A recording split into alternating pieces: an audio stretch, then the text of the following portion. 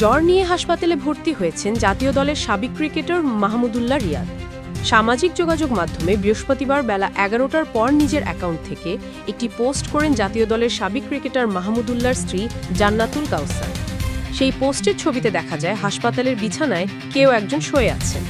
ক্যাপশনে পরিষ্কার হয় শুয়ে থাকে ব্যক্তিটি মাহমুদুল্লাহ। জান্নাতুলের অ্যাকাউন্ট থেকে এই পোস্টের ক্যাপশনে লেখা হয়েছে, আল্লাহ যখন কাউকে ভালোবাসেন তখন তাকে বিপদ আপদ দিয়ে পরীক্ষা করেন। এ বিষয়ে বিসিবির প্রধান চিকিৎসক দেবাশিস চৌধুরী জানিয়েছেন, কিছুদিন ধরে জ্বরে ভুগছেন মাহমুদুল্লাহ। চিকিৎসার জন্য তাকে হাসপাতালে ভর্তি করা হয়েছে। দেবাশিস চৌধুরী বলেছেন, জ্বর নিয়ে ৩ থেকে ৪ দিন আগে হাসপাতালে ভর্তি হয়েছিলেন মাহমুদুল্লাহ, তবে এখন তার শারীরিক অবস্থা একটু ভালো। গত মার্চে আন্তর্জাতিক ক্রিকেটকে বিদায় জানানো মাহমুদুল্লাহ সর্বশেষ এনসিএল টি-20-তে ঢাকা মেট্রোর হয়ে 2টি ম্যাচ খেলে ৪৭ রান করেছিলেন। ৩৯ বছর বয়সী এই ক্রিকেটারকে এখন শুধু ঘরোয়া ক্রিকেটেই দেখা যাচ্ছে।